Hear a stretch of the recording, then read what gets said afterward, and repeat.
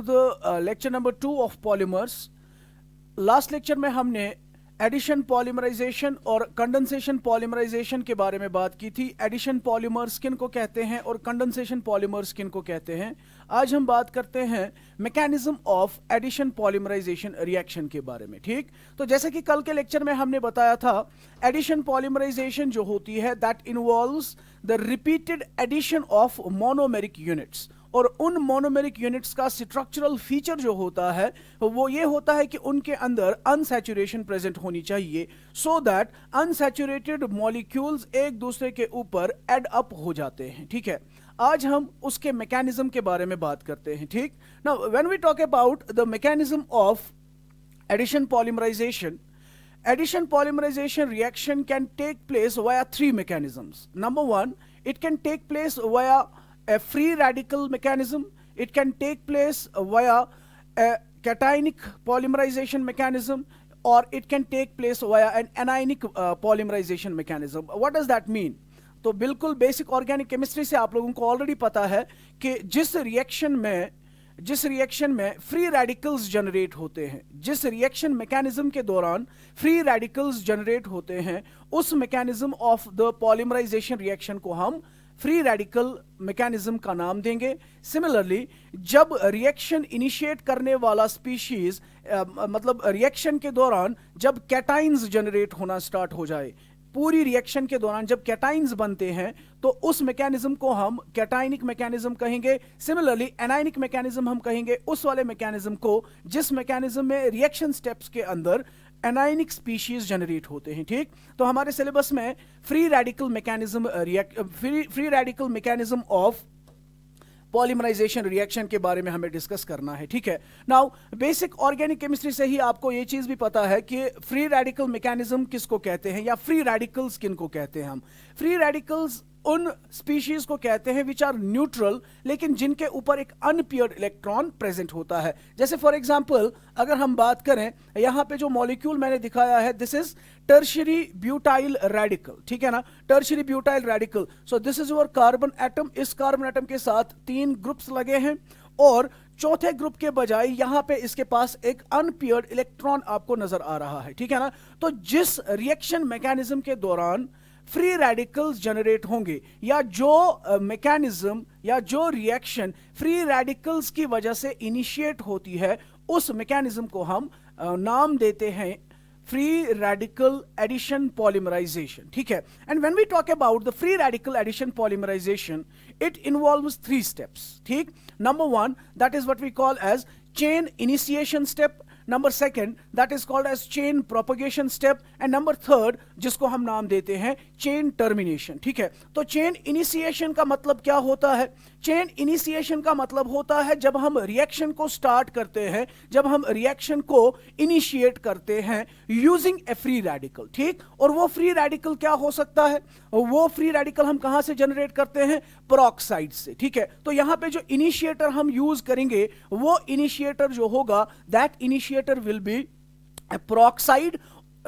Let's take the example of benzoyl peroxide. तो अगर हम बात करें benzoyl peroxide की, so पहला स्टेप होगा चेन इनिशिएशन। इस चेन इनिशिएशन स्टेप में क्या होगा? हम एक रेडिकल इनिशिएटर से स्टार्ट करेंगे रिएक्शन। वो रेडिकल इनिशिएटर कौन होगा? वो बेंजोइल पेरोक्साइड होता है। ठीक है ना, से फॉर एग्जांपल अगर हमने बेंजोइल पेरोक्साइड की बात की, let's say this is benzoyl peroxide। यहां पे आप ध्यान दीजिए, बेंजोइल पेरोक्साइड। ठीक, तो ये बेंजोइल पेरोक्साइड क्या करेगा? ये बेंजोइल पेरोक्साइड होमोलिटिक क्लीवेज से ब्रेक होगा। और होमोलिटिक क्लीवेज का मतलब क्या है कि वहां पे जो बॉन्ड होगा, कोवेलेंट बॉन्ड, वो इक्वल मतलब जिस बॉन्ड में इक्वल कंट्रीब्यूशन से कोवेलेंट बॉन्ड बना था, तो यहां पे जब बॉन्ड ब्रेक होगा इन presence of light, what will happen? वो होमोलिटिकली ब्रेक हो जाएगा। एक स्पीशीज एक इलेक्ट्रॉन लेगा, दूसरा पार्ट दूसरा इलेक्ट्रॉन लेगा, एज सच वहां पे 2 रेडिकल्स जनरेट हो जाएंगे। Let's take the example here. तो यहां पे 2 रेडिकल्स जनरेट हुए, एक होगा हमारा एक वाला रेडिकल पोर्शन, ये दूसरा रेडिकल पोर्शन। तो देख रहे हैं आप यहां पे कि हमने स्टार्ट किया था बेंजोइल पेरोक्साइड से। उस बेंजोइल पेरोक्साइड का क्या हो रहा था? उस बेंजोइल पेरोक्साइड में होमोलिटिक क्लीवेज हो रहा था और उस होमोलिटिक क्लीवेज की वजह से यहां पे हमारे पास एक रेडिकल इनिशिएटर जनरेट हो गया, ठीक है ना। This is the radical initiator, ठीक। अब फर्दर इस रेडिकल इनिशिएटर में क्या होगा, यहां पे एक और होमोलिटिक फिशन होगा, एक और होमोलिटिक फिशन होगा। तो व्हाट विल हैपन, यहां पे ये देख लीजिए, ये वाला बॉन्ड जो है कार्बन और बेंजीन रिंग के दरमियान, it will again get homolytically split. ये कार्बन एक इलेक्ट्रॉन ले लेगा और ये इसकी तरफ एक और इलेक्ट्रॉन चला जाएगा। As a result of that यहां से जो अनपेयर्ड इलेक्ट्रॉन निकला वो इस ऑक्सीजन के ऊपर जो अनपेयर्ड इलेक्ट्रॉन था उसके साथ कंबाइन होके कार्बन डाइऑक्साइड मॉलिक्यूल बनाएगा और इस बेंजीन के ऊपर रेडिकल क्रिएट हो जाएगा जिसको हम फिनाइल रेडिकल का नाम देते हैं, ठीक है। So it's shown like this, simply carbon dioxide अलग हो गया और फिनाइल रेडिकल अलग हो गया, ठीक है। तो असल में हमने स्टार्ट किया था बेंजोइल पेरोक्साइड से, जिसको हम यूज करते हैं as a radical initiator. In presence of light ये बॉन्ड पेरोक्साइड लिंकेज ब्रेक होगा और हमें दो रेडिकल्स मिलेंगे। उन रेडिकल्स के अंदर फिर से एक क्लीवेज होगा जिससे कार्बन डाइऑक्साइड मॉलिक्यूल बाहर निकल जाएगा एंड अल्टीमेटली हमारे पास क्या बच जाएगा, हमारे पास एक फ्री रेडिकल बन जाएगा, ठीक है। नाउ यू नो रेडिकल्स जो होते हैं they are highly unstable and highly reactive, ठीक। तो वो खामोश नहीं बैठेंगे, ठीक है ना। What will that radical initiator do, वो रेडिकल इनिशिएटर अब एक पहले वाले मोनोमर के ऊपर अटैक करेगा, ठीक है ना। रेडिकल इनिशिएटर पहले वाले मोनोमर पे अटैक करेगा एज शोन, ठीक है। तो ये फिनाइल रेडिकल हमारे पास जो जनरेट हुआ ये अब क्या करेगा, let's take the example of ethene. तो हम यहां पे पॉलीइथीन बनाने की कोशिश करेंगे। ये radical initiator it being highly reactive it will attack ethene molecule और इस इथीन मॉलिक्यूल के ऊपर ये किस तरह से अटैक करेगा, इस तरीके से अटैक होगा कि ये अपना एक इलेक्ट्रॉन देगा और ये डबल बॉन्ड जो है ये ब्रेक हो जाएगा इस तरीके से होमोलिटिकली, ठीक है ना। As a result of that ये फिनाइल रेडिकल अब इस कार्बन के साथ जुड़ जाएगा और इस वाले कार्बन के ऊपर क्या जनरेट होगा, रेडिकल जनरेट होगा और इसकी वजह से क्या हो जाएगा, हमारी चेन रिएक्शन जो है वो इनिशिएट हो जाएगी लाइक दिस, ठीक है। So you will be getting basically the first radical आपको मिल जाएगा और वो रेडिकल जो है वो फिर से बहुत ज्यादा रिएक्टिव होगा और वो अब खामोश नहीं बैठेगा, ठीक है। तो पहले स्टेप में चेन इनिशिएशन स्टेप में हमने क्या देखा, हमने एक रेडिकल इनिशिएटर से स्टार्ट किया। उस रेडिकल के अंदर वो अनस्टेबल होता है, रिएक्टिव होता है, उसकी रिएक्टिविटी की वजह से क्या हो जाएगा, वो पहले मोनोमर के ऊपर अटैक करेगा और उस मोनोमर को कन्वर्ट करेगा किसमें, एक फ्री रेडिकल में, ठीक है।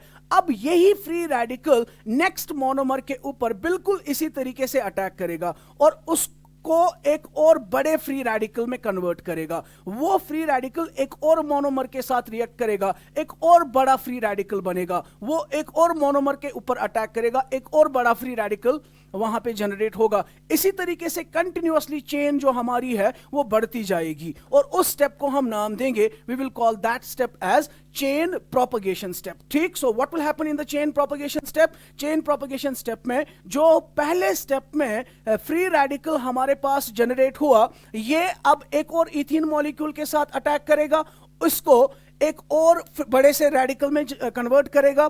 ये रेडिकल जो है इट बीइंग अगेन अनस्टेबल, ये अब एक और इथीन मॉलिक्यूल के साथ इंटरैक्ट करेगा, इसके साथ जुड़ जाएगा, एक और बड़ा फ्री रेडिकल यहां पे जनरेट होके आ जाएगा, ठीक है ना। तो चेन की लेंथ जो है वो बढ़ती जाएगी and the process will continue. ये एक और इथीन के ऊपर अटैक करेगा और एक और बड़ा फ्री रेडिकल जनरेट होगा। इस वाले स्टेप को हम नाम देते हैं चेन प्रोपगेशन स्टेप, ठीक है ना। अल्टीमेटली जब चेन काफी लंबी हो जाएगी, ठीक है ना, तो अल्टीमेटली हमें क्या करना है, हमें प्रोडक्ट चाहिए और प्रोडक्ट हमारा क्या है, पॉलीइथीन। तो यहां पे आप देख रहे हैं बहुत सारे इथीन मॉलिक्यूल्स एक दूसरे के साथ जुड़ रहे हैं और एक लंबी चेन बन रही है।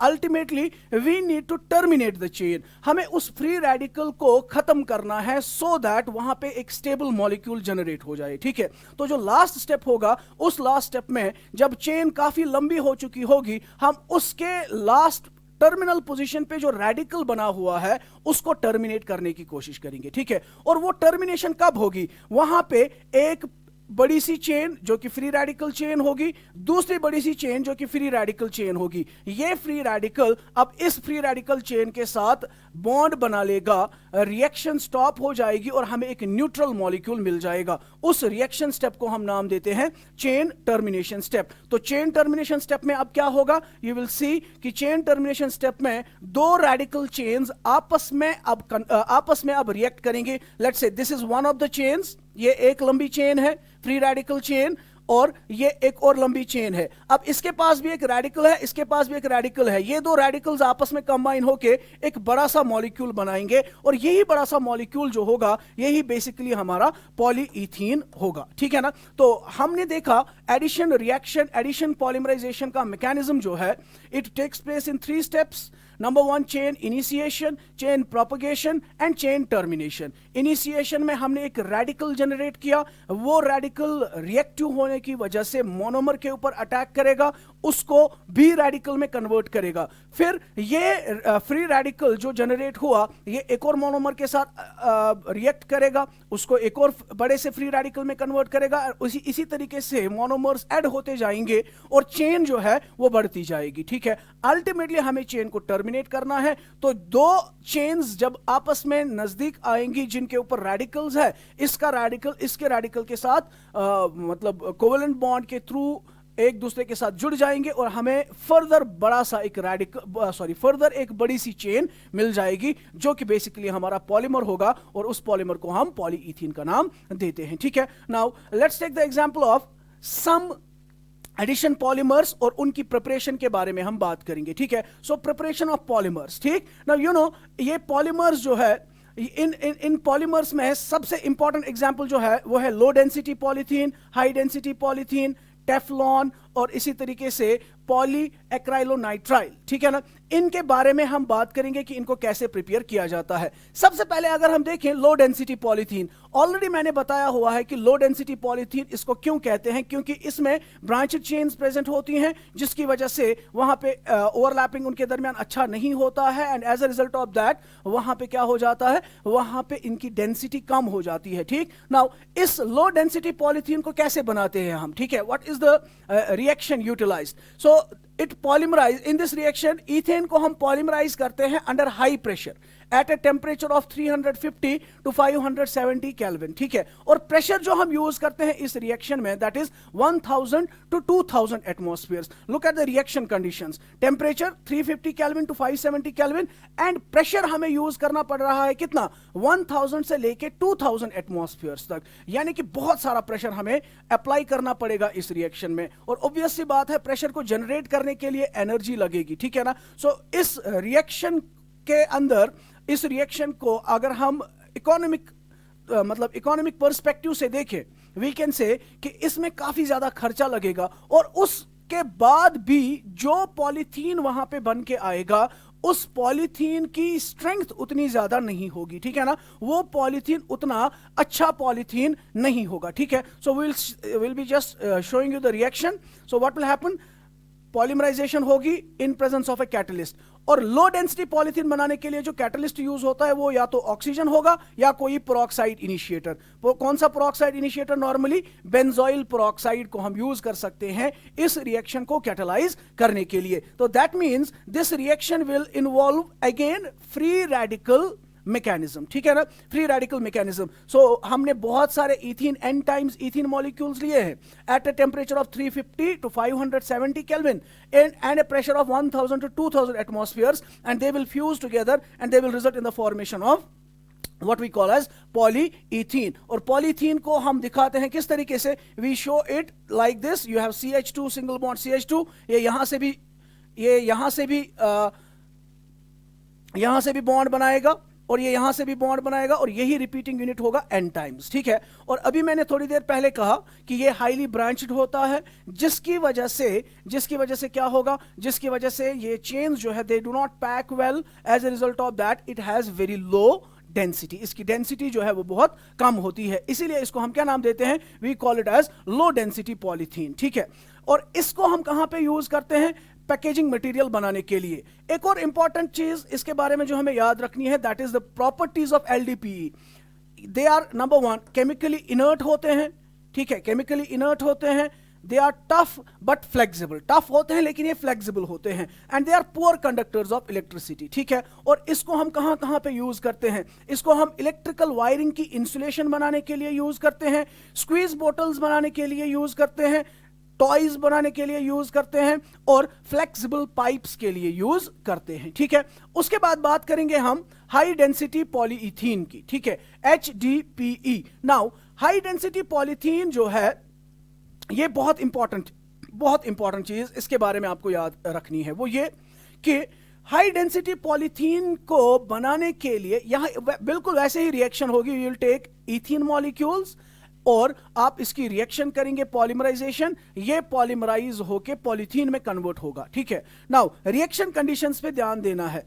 पहले LDPE जब हमने बनाया, जो पहले बनाया गया था पॉलीथीन, उसमें बहुत सारा खर्चा लग रहा था in terms of generation of pressure, लेकिन इस रिएक्शन में जो पॉलीथीन बनता है उसको बनाया जाता है using A very very special type of a catalyst, और उस कैटलिस्ट का नाम है जिगलर-नाटा कैटलिस्ट, ठीक है ना। जिगलर-नाटा कैटलिस्ट जो है एक इतना बेहतरीन कैटलिस्ट है कि इस कैटलिस्ट के बनाने पे जिगलर और नाटा को नोबेल प्राइज से नवाजा गया था, ठीक है।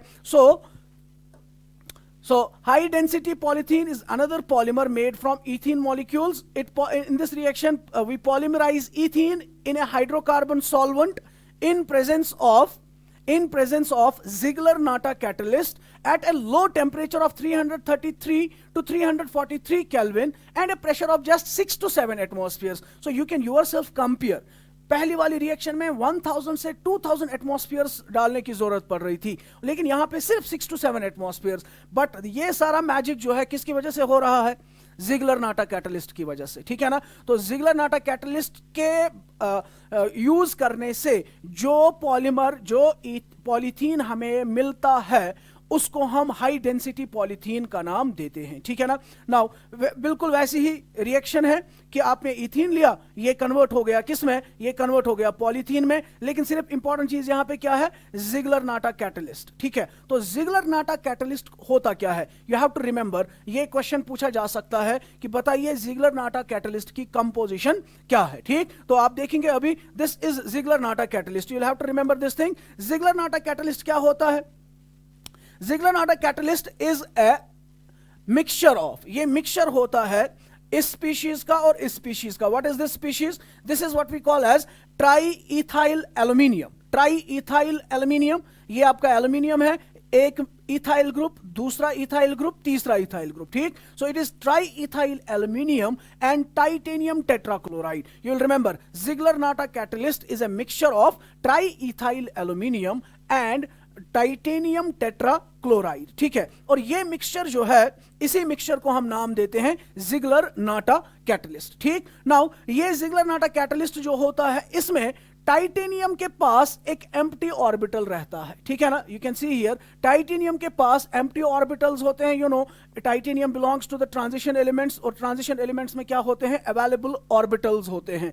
इस ऑर्बिटल के अवेलेबिलिटी की वजह से ये क्या करेगा, ये इथीन मॉलिक्यूल के साथ रिएक्ट करके एक कोऑर्डिनेशन कॉम्प्लेक्स बनाता है, ठीक है ना। तो यहां पे जब आप इसको यूज करते हो, ये किसके साथ रिएक्ट करता है, इथीन मॉलिक्यूल के साथ रिएक्ट करता है in terms of formation of A coordination complex, ठीक है ना। तो यहां पे जो मैकेनिज्म इन्वॉल्व है, that is not free radical mechanism, that's very important. Free radical mechanism LDPE में इन्वॉल्व होता है, HDPE में फ्री रेडिकल मैकेनिज्म नहीं होता है, बल्कि जिगलर-नाटा कैटलिस्ट मोनोमर के साथ कंबाइन होकर एक कॉम्प्लेक्स बनाता है, ठीक है ना। So it involves coordination chemistry, और इस मैकेनिज्म को हम यहां पे नाम दे सकते हैं कोऑर्डिनेशन पॉलीमराइजेशन भी, ठीक है ना। We can call this reaction as coordination polymerisation. पहला था एडिशन, दूसरा था कंडेंसेशन, अब तीसरा भी आ गया, that is called as coordination polymerisation, ठीक है। So that is very very important point regarding LDPE and HDPE। और जब ये HDPE बनता है तो बिल्कुल हमारे पास लीनियर चेन्स बनती हैं, and these linear chains they can pack well, as a result of that इसकी डेंसिटी जो है वो काफी हाई हो जाती है, ठीक है ना। Now HDPE is tough and and it is heat resistant, ठीक है ना। इसके यूजेस कहाँ कहाँ पे, हम इसको बकेट्स बनाने के लिए यूज करते हैं, डस्टबिन्स बनाने के लिए, बॉटल्स बनाने के लिए और पाइप्स बनाने के लिए हम इसको यूज करते हैं, ठीक है। तो दो चीजें हमने बताई, दो तरह के पॉलीमर्स की हमने बात की, LDPE and HDPE। The main difference is that LDPE को बनाने के लिए हम ऑक्सीजन को यूज करते हैं या पेरोक्साइड्स को यूज करते हैं एज कैटलिस्ट। HDPE को बनाने के लिए हम जिगलर-नाटा कैटलिस्ट को यूज करते हैं, ठीक है। जिगलर-नाटा कैटलिस्ट में कोऑर्डिनेशन पॉलीमराइजेशन इन्वॉल्व होती है और कोऑर्डिनेशन पॉलीमराइजेशन इन्वॉल्व होती है, और LDPE बनाने के लिए फ्री रेडिकल मैकेनिज्म जो है वो इन्वॉल्व होता है, ठीक है। नेक्स्ट इंपॉर्टेंट जो हमारे पास है that is what we call as Teflon, ठीक है ना। Teflon a very important one, ठीक। टेफ्लॉन जो है ये इसका स्ट्रक्चर है, पॉलीमेरिक स्ट्रक्चर, ठीक है। सो यहां पे एक क्वेश्चन दिया गया है, can you determine the structure and name of the monomers used to make Teflon. So I will be basically telling you कि टेफ्लॉन बनाने के लिए कौन सा मोनोमर हम यूज करते हैं, ठीक है। टेफ्लॉन बनाने के लिए जो मोनोमर हम यूज करते हैं दैट इज C+C और 4 फ्लोरीन्स। तो ये बेसिकली क्या था, जिस तरीके से इथीन हमारे पास था बिल्कुल वैसे ही है, सिर्फ हमने इथीन से 4 हाइड्रोजन्स को निकाल के 4 फ्लोरीन्स दे दिए हैं, ठीक है ना। So you can call this as tetrafluoroethene. Polythene में कौन सा मोनोमर था, मोनोमर्स आर वेरी इंपॉर्टेंट, ये आपके एग्जाम्स में पूछे जाते हैं, किस पॉलीमर का कौन सा मोनोमर है, इस पे आपको ख्याल रखना है। पॉलीथीन के लिए मोनोमर क्या है, इथीन। टेफ्लॉन का मोनोमर क्या है, टेट्राफ्लोरोइथीन। सिंपल, 4 हाइड्रोजन्स को निकाल के हमने 4 फ्लोरीन्स दिए हैं। अब बिल्कुल जैसे वहां पे हमने देखा इथीन मॉलिक्यूल्स कैसे एडअप हो रहे थे using that free radical mechanism, यहां पे भी बिल्कुल वैसा ही होगा, सिर्फ फर्क यह है कि वहां पे हाइड्रोजन्स थे, यहां पे फ्लोरीन्स होंगे, ठीक। सो यू कैन सी ये बहुत सारे टेट्राफ्लोरोइथीन मॉलिक्यूल्स कंबाइन होंगे, एक दूसरे के साथ पॉलीमराइज होंगे in presence of a catalyst and at high pressures, and it will result in the formation of what we call as polytetrafluoroethene. इसको हम एक और नाम भी दे सकते हैं, we can call it as पॉलीटेट्राफ्लोरोइथीन,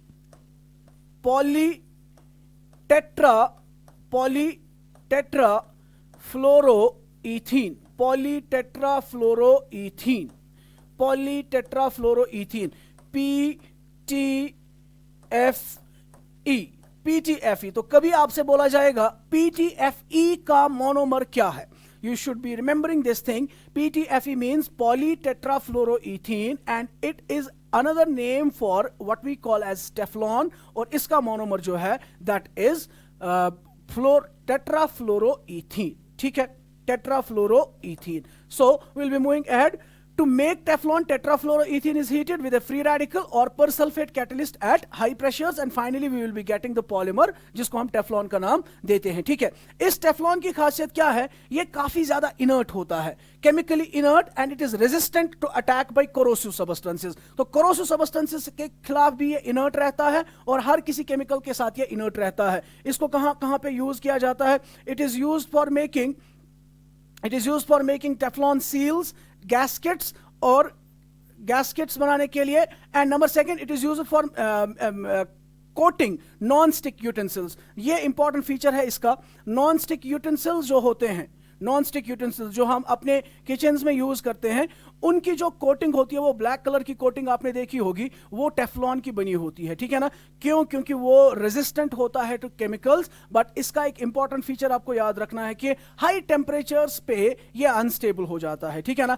300 kelvin से जब हम ऊपर टेम्परेचर रखते हैं तो ये खराब हो जाता है, और उसकी वजह से आप देखेंगे फिर कि जो हमारे यूटेंसिल्स होते हैं उनकी कोटिंग उड़ जाती है, और अगर इनकी कोटिंग उड़ गई तो उसके बाद इनको यूज नहीं करना चाहिए, ठीक है। तो पॉलीटेट्राफ्लोरोइथीन कहें या टेफ्लॉन कहें, टेफ्लॉन का मेन जो फीचर है वो ये है कि it is resistant to the chemicals, it is resistant to corrosive substances, और इसको जनरली कहां पे यूज किया जाता है कि जो नॉन स्टिक यूटेंसिल्स होती है उनकी कोटिंग जो होती है वो टेफ्लॉन की कोटिंग होती है, ठीक है। नेक्स्ट इंपॉर्टेंट पॉलीमर जो एडिशन पॉलीमर हमारा है दैट इज पॉलीएक्राइलोनाइट्राइल। तो नाम से ही पता चल रहा है, एक्राइलोनाइट्राइल यूनिट्स को हमने बहुत सारे यूनिट्स को जोड़ा हुआ होगा, तब जाके हमें क्या मिलेगा, पॉलीएक्राइलोनाइट्राइल। Now what is acrylonitrile, acrylonitrile किसको कहते हैं, एक्राइलोनाइट्राइल बिल्कुल इजी है, यहां पे भी पेरोक्साइड को कैटलिस्ट के तौर पे यूज किया जाता है. It again involves free radical mechanism. ठीक है.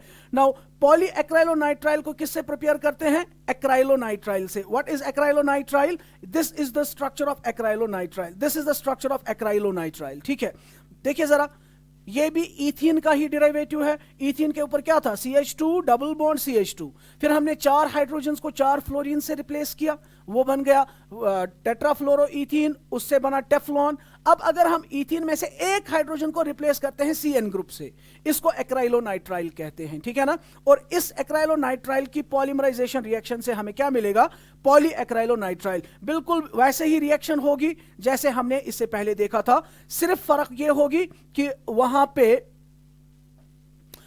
क्या हो जाएगा? वहां पे हाइड्रोजन्स थे, यहां पे एक हाइड्रोजन के बजाय CN लग जाएगा. ठीक है. Now it produces the commercially important acrylic fibre. इसकी इंपॉर्टेंस देख लीजिए. पॉली एक्राइलोनाइट्राइल से हम क्या बनाते हैं?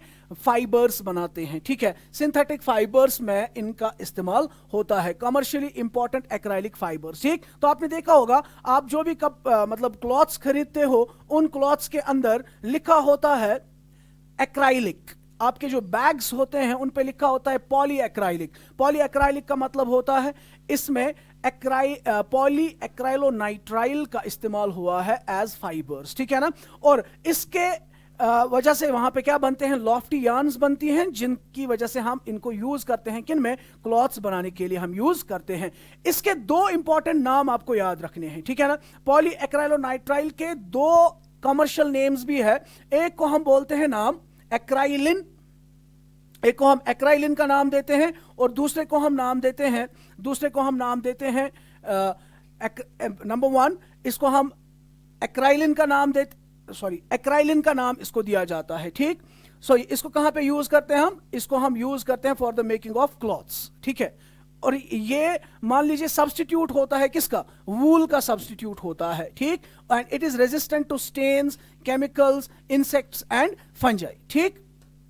तो ये बात हुई पॉली एक्राइलोनाइट्राइल के बारे में. सो पॉली एक्राइलोनाइट्राइल जो है उसको हम कहां से हासिल करते हैं? उसको हम हासिल करते हैं एक्राइलोनाइट्राइल से. एक्राइलोनाइट्राइल क्या है? इथीन के ऊपर एक हाइड्रोजन के बजाय हमें CN देना है, उसी को पॉलीमराइज करना है, और उसी को पॉलीमराइज करके हमें जो पॉलीमर मिलेगा दैट इज पॉली एक्राइलोनाइट्राइल. और वो पॉली एक्राइलोनाइट्राइल फाइबर्स बनाता है, और उस को हम यूज करते हैं for the preparation of clothes. ठीक है ना. क्लॉथ्स को बनाने के लिए हम इसको यूज कर सकते हैं. It's an substitute of wool. इसको हम कभी कभी आर्टिफिशियल वूल भी कह सकते हैं. इसका एक और नाम भी है एक्राइलॉन, इसको हम नाम दे सकते हैं. ठीक है. नेक्स्ट हमारा है जो इंपॉर्टेंट पॉलीमर है, दैट इज जिसको हम नाम देते हैं पॉलीस्टाइरीन. पॉलीस्टाइरीन. तो पॉलीस्टाइरीन नाम से ही फिर से पता चलता है कि ये स्टाइरीन का पॉलीमर है. अब फिर से हमें देखना है कि पॉलीस्टाइरीन का पॉलीमर है स्टाइरीन. स्टाइरीन को कैसे याद रखें? स्टाइरीन भी इथीन का ही डेरिवेटिव है. अगर इथीन मॉलिक्यूल में से हाइड्रोजन सारे निकाल दिए, फ्लोरीन डाल दिया, टेफ्लॉन बन जाएगा. एक हाइड्रोजन निकाल दिया, साइनाइड ग्रुप दे दिया, एक्राइलोनाइट्राइल बन के पॉली एक्राइलोनाइट्राइल बनेगा. अब अगर इसी इथीन में एक हाइड्रोजन के बजाय हमने बेंजीन रिंग दे दी, इसको हम नाम देते हैं स्टाइरीन. ठीक है. और जब ये पॉलीमराइज होगा तो it will result in the formation of what we call as polystyrene. बिल्कुल सेम रिएक्शन होगी, सिर्फ हाइड्रोजन के बजाय क्या मिलेगा हमें? वहां पे हाइड्रोजन के बजाय वहां पे बेंजीन रिंग प्रेजेंट होगी. इससे जो पॉलीमर बन के आएगा that polymer will be called as polystyrene. ठीक है. तो ये कुछ कमर्शियली इंपॉर्टेंट हमारे पास they were some of the important addition products, addition polymers, जिनकी प्रिपरेशन के बारे में हमने बात की, जिनके मोनोमर्स को हमने याद रखने की कोशिश की है, और जिसके रिलेटेड आपको क्वेश्चंस पूछे जा सकते हैं. ठीक है. नेक्स्ट हमारा है कंडेंसेशन पॉलीमराइजेशन. ठीक. तो कंडेंसेशन पॉलीमराइजेशन में, जैसे कि हमने कल के लेक्चर में भी बताया था, कंडेंसेशन पॉलीमराइजेशन में क्या होता है? रिपीटेड कंडेंसेशन रिएक्शन होती है बिटवीन द मोनोमेरिक यूनिट्स. ठीक है.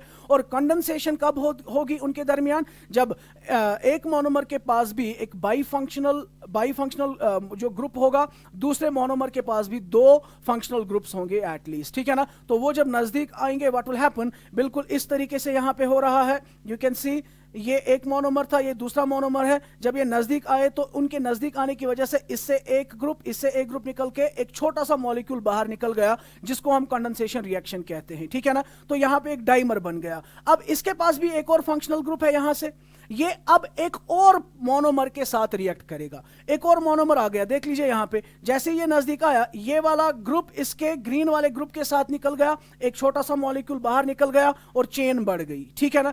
तीसरे स्टेप में क्या होगा, अब ये सारा मॉलिक्यूल एक और मोनोमर के साथ रिएक्ट करके कंडेंसेशन करेगा, एक और छोटा सा मॉलिक्यूल बाहर निकल जाएगा। इसी तरीके से नेक्स्ट स्टेप पे क्या होगा, नेक्स्ट स्टेप पे बिल्कुल ऐसा ही काम होगा। अब चेन और ज्यादा बढ़ जाएगी। उस स्टेप में अब ये मॉलिक्यूल एक और मोनोमर के साथ जुड़ेगा, एक और कंडेंसेशन रिएक्शन होगी, एक और छोटा सा वाटर मॉलिक्यूल या कोई दूसरा छोटा सा मॉलिक्यूल बाहर निकल जाएगा, ठीक है ना। As a result of that यहां पे हर एक स्टेप पे क्या होगा, हर एक स्टेप पे कंडेंसेशन रिएक्शन होगी, चेन का साइज बढ़ता जाएगा, ठीक है ना। नाउ सिंस हर कोई स्टेप जो यहां पे होता है that is independent of the other step, ठीक है ना। अगर स्टेप नंबर 1 हुआ, उसके बाद स्टेप नंबर 2 होगा, step number 2 is completely independent of the step number 3, ठीक है। Step number 3 is independent of step number 4, ठीक। हर एक स्टेप पे यहां पे चेन का साइज बढ़ने लगता है। इसीलिए इन पॉलीमर्स को, कंडेंसेशन पॉलीमर्स को हम एक और नाम भी देते हैं, they are also called as step growth polymers. Addition polymers को क्या नाम दिया था, चेन ग्रोथ पॉलीमर्स। और कंडेंसेशन पॉलीमर्स को हम क्या नाम देते हैं, कंडेंसेशन पॉलीमर्स को हम नाम देते हैं, वी कॉल देम एज, इनको हम नाम देते हैं स्टेप ग्रोथ पॉलीमर्स, ठीक है ना। नाउ कंडेंसेशन पॉलीमराइजेशन होने के लिए क्या कंडीशन है, दो मोनोमर्स ऐसे होने चाहिए जिनके पास दो फंक्शनल ग्रुप्स होने चाहिए, सो दैट एक फंक्शनल ग्रुप यहां से अटैक करके कंडेंसेशन करेगा, दूसरा फंक्शनल ग्रुप आगे चेन को बढ़ाएगा। यहां पे इसके टर्मिनल पोजीशन पे एक और फंक्शनल ग्रुप होगा, वो एक और के साथ कंबाइन होकर चेन को आगे बढ़ाते जाएंगे, ठीक है ना। फॉर एग्जाम्पल अगर हम बात करें, कल भी हमने ये एग्जाम्पल दिया था, इफ यू रिमेंबर। सो दो मॉलिक्यूल्स हमने लिए हैं, इथिलीन ग्लाइकॉल एंड टेरिप्थैलिक एसिड। तो यहां पे OH ग्रुप है, यहां पे COOH ग्रुप है, इनके दरमियान कंडेंसेशन रिएक्शन होगी, एक एस्टर लिंकेज डेवलप होगा और यहां पे जो पॉलीमर बन के आएगा that will be called as polyethylene terephthalate, या जिसको हमने कल डेक्रॉन का नाम दिया था। और वाटर मॉलिक्यूल जो है वो बाहर चले जाएंगे, कंडेंसेशन रिएक्शन होगी, ठीक है। Next, we'll be discussing the preparation of some important condensation polymers और उनके uses के बारे में हम बात करेंगे, ठीक है। ध्यान दीजिए, इधर बहुत इंपॉर्टेंट चीज है वो ये कि कंडेंसेशन पॉलीमर्स के 4 टाइप्स हमें याद रखने हैं। कंडेंसेशन जिसमें हो सकती है वो कंडेंसेशन पॉलीमर्स बना सकते हैं। जैसे मैंने कल कहा था, एक एमाइन ग्रुप और एक कार्बोक्सिलिक एसिड ग्रुप के दरमियान कंडेंसेशन होगी तो एमाइड लिंकेज बनेगा, उनको पॉलीएमाइड्स कहेंगे। एक में OH ग्रुप, दूसरे में COOH ग्रुप, अल्कोहलिक ग्रुप और कार्बोक्सिलिक एसिड ग्रुप में जब कंडेंसेशन होगी तो एस्टर लिंकेज होगा, उनको पॉलीएस्टर्स का नाम देंगे। सो पहला होगा पॉलीएमाइड्स, दूसरा होगा पॉलीएस्टर्स, तीसरा हमारे पास जो है that is what we call as phenol formaldehyde polymers, ठीक है ना।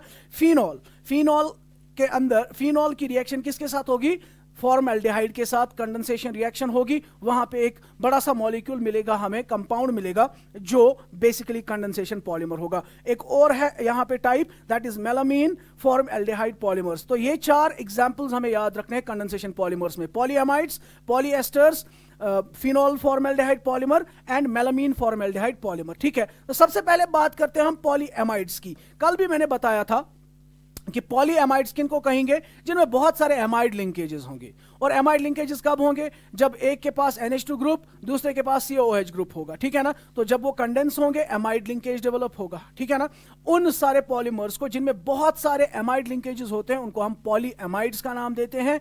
इन्हीं को हम असल में नाम देते हैं नाइलॉन्स, ठीक है ना। तो नाइलॉन्स बेसिकली क्या होते हैं, नाइलॉन्स और पॉलीएमाइड्स, ठीक। यू कैन सी हियर, यहां पे ये लिंकेज CO, मैं फिर से दिखा रहा हूं इधर, I can show it here again.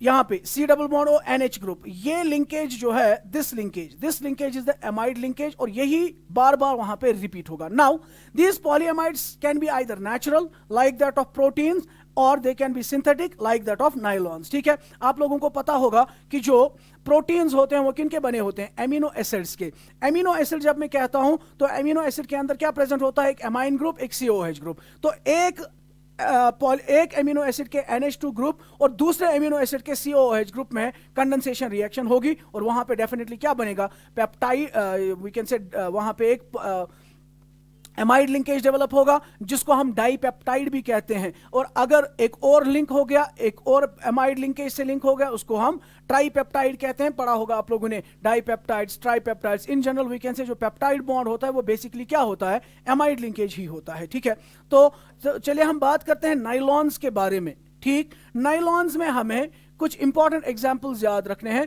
जैसे हमारे पास पहला है, that's what we call as nylon 66। ठीक है, नाइलॉन 66। अच्छा, यहां पे हमने जनरल में इन जनरल रिएक्शन दिखाई है, इन जनरल रिएक्शन दिखाई है।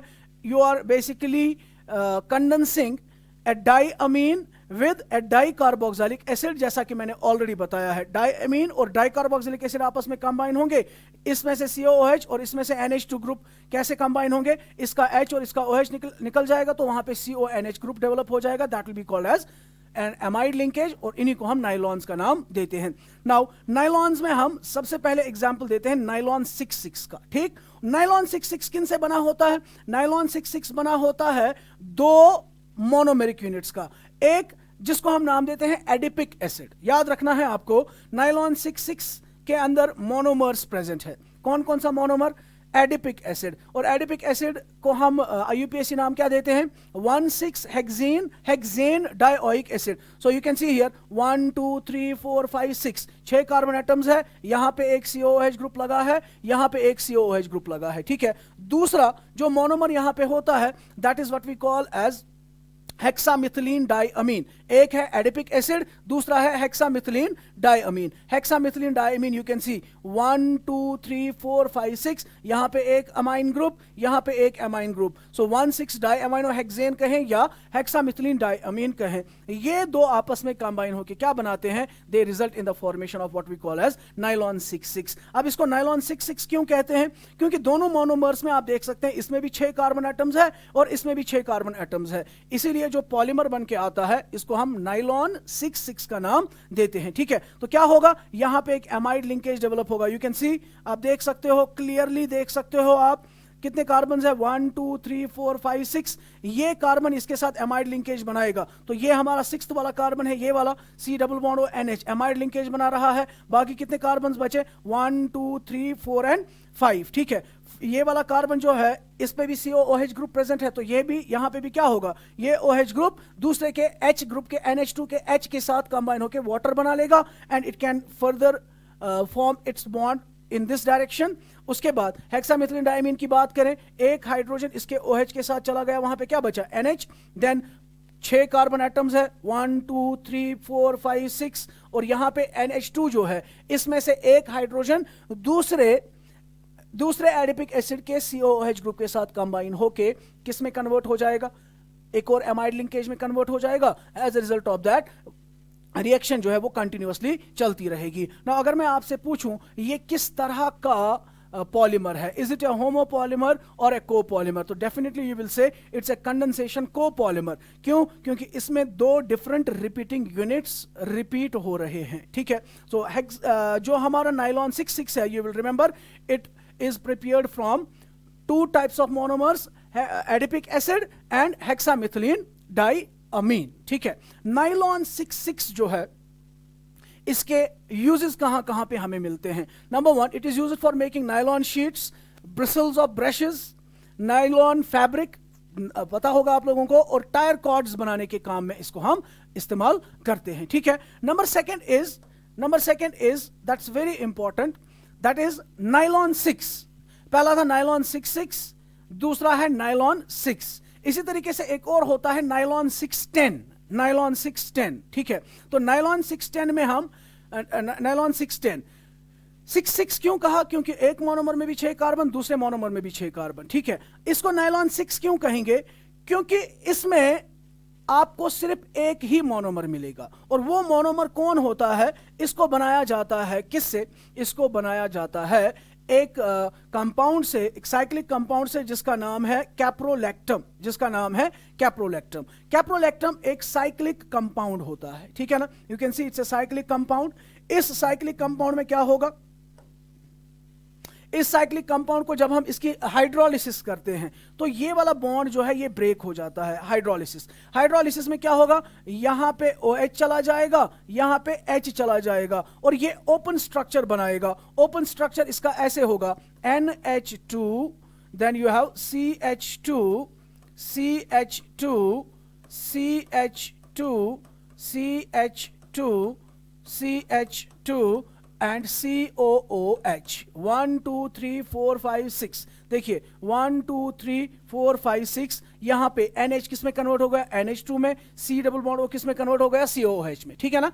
अब ऐसा ही मॉलिक्यूल अपने ही जैसे दूसरे मॉलिक्यूल के साथ कंबाइन होगा। उस मॉलिक्यूल में होगा ना एक साइड से NH2, फिर होंगे कितने कार्बन, CH2 होंगे 5, 1 2 3 4 5, और यहां पे क्या होगा COOH। नाउ यू कैन सी फिर से वही कॉम्बिनेशन हुई, यहां पे NH2 ग्रुप, यहां पे COOH ग्रुप, इसमें से हाइड्रोजन निकलेगा, इसमें से OH निकलेगा, तो कौन सा बॉन्ड डेवलप होगा, C double bond O NH, ठीक है। और यही प्रोसेस कंटिन्यूअसली चलती जाएगी। So that's the reason we call it as nylon 6, because इसके मोनोमर में 6 कार्बन एटम्स होते हैं, 5 और 1 6 कार्बन एटम्स, ठीक है ना। तो इसको हम किससे प्रिपेयर करते हैं, कैप्रोलैक्टम से।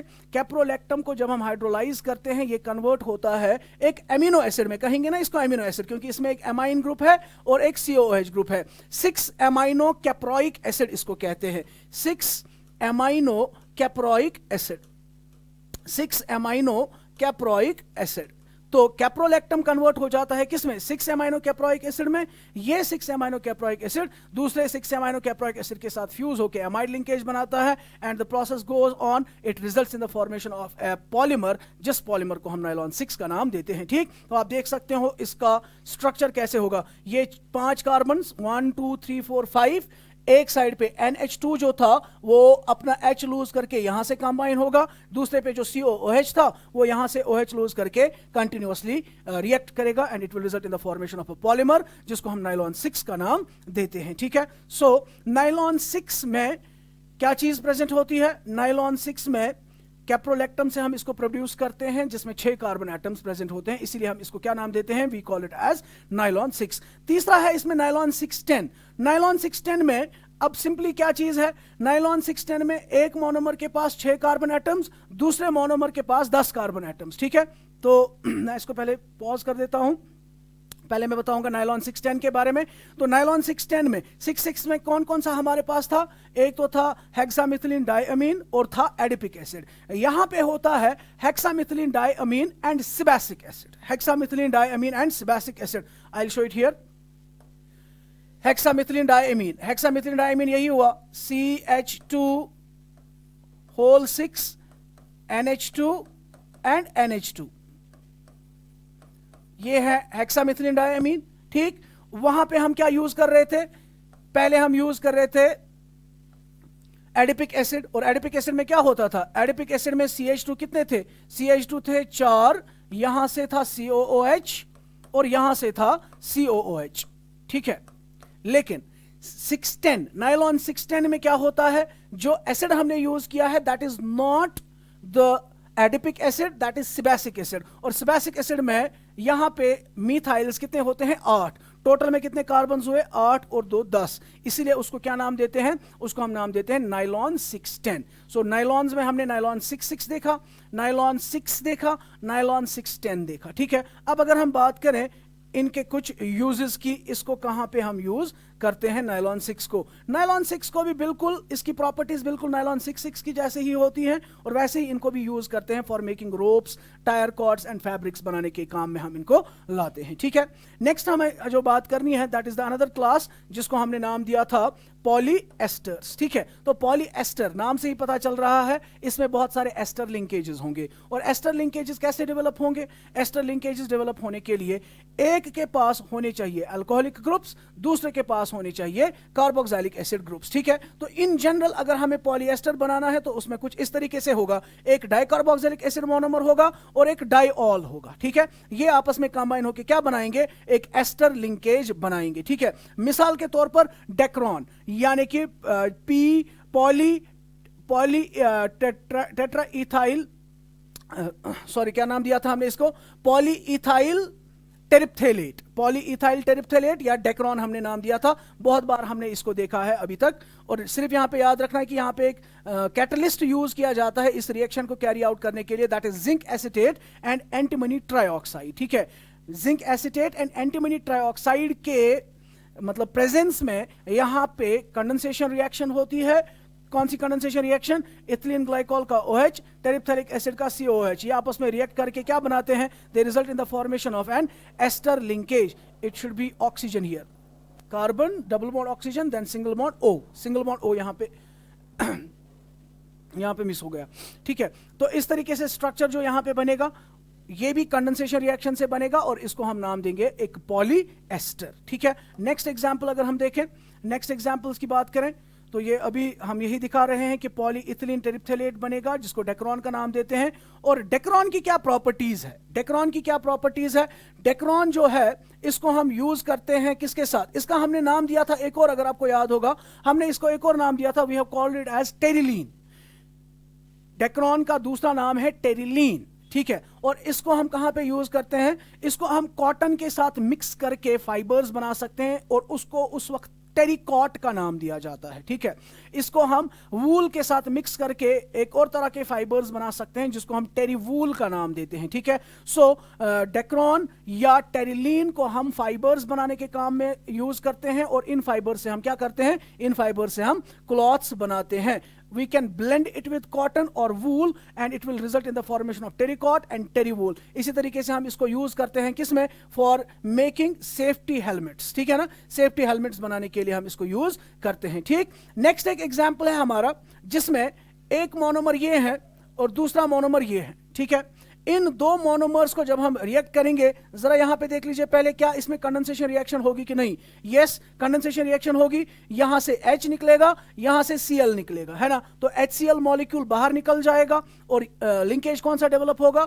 NHC डबल बॉन्ड O, यानी कि यहां पे एमाइड लिंकेज डेवलप होगा। ठीक है, तो पॉलीएस्टर्स में हमने एग्जांपल्स देखे। यहां पे एक और इंपॉर्टेंट एग्जांपल आ गया, दिस वन, जिसको हम नाम देते हैं फिनाइलीन डाइअमीन और इसको हम नाम देते हैं टेरिप्थेलॉइल क्लोराइड। टेरिप्थेलॉइल क्लोराइड क्योंकि it was actually terephthalic acid, COOH COOH, HOH के बजाय हमने Cl दे दिया है तो यहां पे भी Cl दे दिया है। You will call it as terephthaloyl chloride. जब हम इनको आपस में कंबाइन करते हैं तो यहां पे भी एक एमाइड लिंकेज बन जाता है और इस पॉलीमर को हम नाम देते हैं केवुलार। ये याद रखिएगा आप, Kevlar is a very very important polymer. JEE में पूछा गया था इसके बारे में क्वेश्चन, केवुलार। ठीक है ना, तो केवुलार के दो मोनोमर जो होते हैं, एक है फिनाइलीन डाइअमीन and terephthalloyl chloride. They are condensation polymers and amides and it will result in the formation of a polymer जिसको केवुलार कहते हैं। और केवुलार जो होता है इनके चेन्स में हाइड्रोजन बॉन्ड्स प्रेजेंट होते हैं जिसकी वजह से ये मटेरियल जो है ये काफी सख्त, काफी टफ होता है और हम इसको यूज करते हैं कहां पे? For making bullet proof wastes. इनको हम बुलेट प्रूफ वेस्ट्स बनाने के काम में इस्तेमाल करते हैं। साथ ही साथ बोट्स बनाने के काम में इनको यूज किया जाता है, टेनिस रैकेट्स बनाने के काम में यूज किया जाता है और पंक्चर रेजिस्टेंट बाइसिकल टायर्स बनाने के लिए भी हम इसको यूज कर सकते हैं। ठीक है, नेक्स्ट बात करते हैं हम फिनॉल फॉर्मल्डिहाइड पॉलीमर्स की। ठीक है, तो फिनॉल फॉर्मल्डिहाइड पॉलीमर जो है उसको हम बैकलाइट के नाम से भी जानते हैं। ठीक है, तो जरा थोड़ा सा यहां पे ध्यान दीजिए, फिनॉल फॉर्मल्डिहाइड पॉलीमर। तो फिनॉल फॉर्मल्डिहाइड पॉलीमर में एक मोनोमर है फिनॉल, दूसरा मोनोमर है फॉर्मल्डिहाइड। ध्यान दीजिए इधर, ध्यान दीजिए इधर, देखिए आपको पता है फिनॉल, इसमें जो OH ग्रुप प्रेजेंट है ये बेंजीन रिंग को एक्टिवेट करता है ऑर्थो पोजीशन पे और पैरा पोजीशन पे। It's an ortho para directing group. OH group is an ortho para directing group. यहां पे आपके सामने C double bond O present है। ठीक है ना, C डबल बॉन्ड O। ठीक है, तो ये C डबल बॉन्ड O जो है आपको पता है कार्बोनिल ग्रुप जो है ये इलेक्ट्रोफिलिक नेचर का होता है, तो यहां पे अटैक करता है। ठीक है ना, इट अटैक्स हियर, और जब ये अटैक करेगा तो कहां कहां पे अटैक कर सकता है? ऑर्थो पोजीशंस पे और पैरा पोजीशन पे। ठीक है ना, as a result of that देख लीजिए यहां पे क्या हो सकता है, ध्यान दीजिए इधर, ये इसके पास यहां पे एक हाइड्रोजन लगा हुआ है, तो अगर ये डबल बॉन्ड इसके ऊपर अटैक करेगा क्योंकि ये कार्बन जो होता है it is electron deficient, delta positive, ठीक। As a result of that what will happen, इस कार्बन और इस कार्बन के दरमियान बॉन्ड बन जाएगा, ये बॉन्ड ब्रेक हो जाएगा और ये हाइड्रोजन जो है ये अपना इलेक्ट्रॉन इधर ही छोड़ के इसके साथ चला जाएगा, मतलब बेंजीन फिर से रिगेन हो गया। तो यहां पे बेंजीन फिर से रिगेन हो गया, बेंजीन फिर से रिगेन हो गया और यहां पे ये CH2OH ग्रुप बनाएगा। ऑर्थो पोजीशन पे भी अटैक कर सकता है और ऑर्थो और पैरा दोनों पे अटैक कर सकता है, दो ऑर्थो और एक पैरा पे भी अटैक कर सकता है। तो आपके पास ये 3 पॉसिबिलिटीज है यहां पे इसको बनाने की, ठीक। नंबर 1, यहां पे ऑर्थो पोजीशन पे आपको मिल जाएगा कंपाउंड, ऑर्थो और पैरा दोनों जगहों पे आपको मिल जाएगा और दो ऑर्थो और एक पैरा पोजीशन पे वहां पे भी मिल जाएगा, ठीक है ना। उसके बाद क्या होता है, इनमें से जो ये वाला है ये हमारे काम की चीज है, ठीक है। दिस वन, बेंजीन के ऊपर OH एंड देन CH2OH, जिसको हम यूज करते हैं आगे रिएक्शन करने के लिए, ठीक है। तो ये क्या करता है, this compound now it reacts with phenol, ये फिनॉल के साथ रिएक्ट करता है। कैसे, जरा देख लीजिए इधर, फिनॉल के साथ ये रिएक्ट करेगा किस तरीके से, इसके पास बिल्कुल यहां पे हाइड्रोजन प्रेजेंट है, तो ये OH और ये H आपस में कंबाइन होकर बाहर चले जाएंगे। दैट मींस इस CH2 और इस फिनॉल के दरमियान अटैचमेंट हो जाएगी वाया SCH2 लिंकेज। तो एक फिनॉल दूसरा फिनॉल, इसके दरमियान CH2 लिंकेज, दूसरा फिनॉल तीसरा फिनॉल, इसके दरमियान CH2 linkage, and the process will go on and it will result in the formation of a linear chain structure. और इस लीनियर चेन स्ट्रक्चर को हम नाम देते हैं, वी कॉल इट एज नोवोलैक। इसको हम क्या नाम देते हैं, इसको हम नोवोलैक का नाम देते हैं। तो सबसे पहली चीज हमने क्या कही, हमने नाम बताया फिनॉल फॉर्मल्डिहाइड पॉलीमर कैसे बनता है। फिनॉल फॉर्मल्डिहाइड के साथ रिएक्ट करता है तो वहां पे आपको ऑर्थो सब्स्टिट्यूटेड प्रोडक्ट मिलता है, ऑर्थो पैरा सब्स्टिट्यूटेड प्रोडक्ट मिलता है, या दो ऑर्थो और एक पैरा पे वहां पे आपको सब्स्टिट्यूशन हो जाती है, ठीक है। उसके बाद हमने कहा जो ऑर्थो सब्स्टिट्यूटेड प्रोडक्ट होता है वो फर्दर फिनॉल के साथ रिएक्ट करके वहां पे एक स्ट्रेट चेन पॉलीमर बना देता है जिसको हमने नाम दिया नोवोलैक, ठीक। और इस नोवोलैक को हम कहां पे यूज करते हैं, इस नोवोलैक को हम यूज करते हैं for in paints and varnishes, ठीक है ना। इसको हम पेंट्स बनाने के काम में इस्तेमाल करते हैं। उसके बाद अगर हमने इसी नोवोलैक को एक्सेस ऑफ फॉर्मल्डिहाइड के साथ फिर से रिएक्ट करवाया, इसी नोवोलैक को हमने एक्सेस फॉर्मल्डिहाइड के साथ फिर से यूज किया, फिर से रिएक्ट करवाया, तो यहां पे क्या हो जाता है, यहां पे जो ये नोवोलैक की चेन्स है, इन नोवोलैक की चेन्स के दरमियान क्रॉस लिंक्स डेवलप हो जाते हैं, बहुत सारे क्रॉस लिंक्स डेवलप हो जाते हैं and it results in the formation of huge molecular mass compound, a three dimensional network type of a structure, जिसको हम असल में बैकलाइट का नाम देते हैं, ठीक। देख लीजिए आप यहां पे असल में क्या होता है, I try to explain it. ये एक नोवोलैक की चेन है, ठीक है। इसी तरीके से यहां पे नीचे एक और नोवोलैक की चेन होगी, आई will show it like this. ये आपका बेंजीन है, देन यू हैव OH, ठीक, देन CH2, ये CH2 एक और बेंजीन के साथ लगा हुआ है, यहां पे OH ग्रुप है, इसी तरीके से एंड सो ऑन, ठीक है। अब हमने किसको यूज किया, एक्सेस ऑफ फॉर्मल्डिहाइड को। ये फॉर्मल्डिहाइड मॉलिक्यूल जरा देख लीजिए आप, you can see here, this is your C double bond OH and H, C double bond OH and H, ठीक। I'll show it like this, C double bond O H and H, ये आपका formaldehyde है, ठीक है। तो यहां से hydrogen, यहां से हाइड्रोजन, ये हाइड्रोजन, ये हाइड्रोजन और ये ऑक्सीजन, ये बाहर चले जाएंगे in the form of water. अब वहां पे क्या बचा, अब वहां पे बचे ना ये 2 वैलेंसीज, इन 2 वैलेंसी से ये क्या करेगा, एक वैलेंसी से इसके साथ बॉन्ड बनाएगा, दूसरे वैलेंसी के साथ इसके साथ बॉन्ड बनाएगा। That means overall in 2 chains के दरमियान एक CH2 का लिंकेज डेवलप होगा, जो कि यहां पे दिखाया गया है। ये एक नोवोलैक की चेन थी, ये दूसरे नोवोलैक की चेन थी। CH2 के लिंकेजेस इस फॉर्मल्डिहाइड की रिएक्शन से और ज्यादा बढ़ गए, जिसकी वजह से क्या हो जाएगा, जिसकी वजह से वहां पे बहुत सारे क्रॉस लिंक्स डेवलप होंगे और उन क्रॉस लिंक्स की वजह से वहां पे एक 3 dimensional network type of solid structure बन जाएगा। इसी स्ट्रक्चर को हम नाम देते हैं बैकलाइट। ठीक, तो दैट्स व्हाई हमने पहले ही कहा था कि बैकलाइट क्या होता है, इट्स अ थर्मोसेटिंग पॉलीमर, क्योंकि इसमें बहुत सारे क्रॉस लिंक्स हो जाते हैं और जब हम इसको हीट करते हैं तो एक्सेसिव क्रॉस लिंकिंग हो जाती है and as a result of that it gets permanently hardened up और इसको हम रिसाइकिल या रीयूज नहीं कर सकते हैं। ठीक, उसके बाद अगर हम इनके यूजेस की बात करें तो इनके कुछ इंपॉर्टेंट यूजेस हम यहां पे दिखाएंगे। It is used for making combs, phonographic records, electrical switches and utensil handles. Already मैंने इनके बारे में बात की है। इसी तरीके से हम इनको चेस बोर्ड्स के जो मतलब जिनसे हम खेलते हैं वो इसी मटेरियल के बने होते हैं। ठीक है, उसके बाद लास्ट में आता है मेलामीन फॉर्मेल्डिहाइड पॉलीमर। तो मेलामीन फॉर्मेल्डिहाइड पॉलीमर के बारे में भी हमने लास्ट टाइम बात की थी।